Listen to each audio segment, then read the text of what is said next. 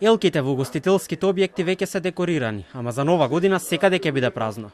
Планот на стручните лица од Комисијата за заразни болести е да се изборат да не дојде до трет бран на коронавирусот преку забрана за собири и забави во угостителските објекти за празниците.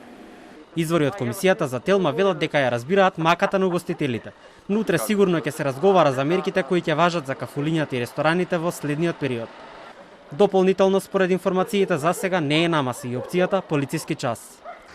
Во пресрет на новогодишните празници во исчекување на исходот од утрешниот состанок на Комисијата за заразни болести, угостителите се уште не знаат дали ќе се соочат со уште порестриктивни мерки од веќе постоечките. Во моментов работат до 21 часот, но може и целосно да им се забрани работата во деновите кога традиционално празничното расположение се подгрева токму во кафулињата и рестораните. Угостителите побарале утре и тие да присуствуваат на состанок на Комисијата за заразни болести. Наспроти најавената мерка за кратење на работното време или целосно затворање, угостителите бараат да им се продолжи работното време, повикувајќи се на почитувањето протоколи. Мислам дека треба малце повеќе да се посветат околу тоа каде и како луѓето ќе ги организираат своите новогодишни забави, прослави и дочици.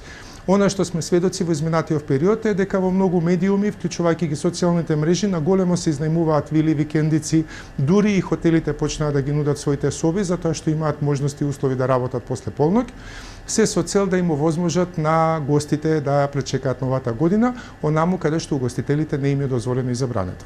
А бидејќи лекарите и епидемиолозите цело време предупредуваат дека луѓето треба да се стрпат годинава и да нема ниту слави, ниту прослави, ниту дочици, ангажирана е полицијата. Се уште чекаат инструкции од повисоките тела за да можат да се впуштат во контрола на тоа кој изнајмува, а кој организира собири на повеќе од 10 луѓе во затворено и покрај високиот ризик. Во само едно кратко соопштение надлежните од безбедносниот сектор напишаа дека сите наредни чекори за постапување ќе зависат од следните насоки, што ќе дојдат од здравствените лица и од главниот кризен штаб.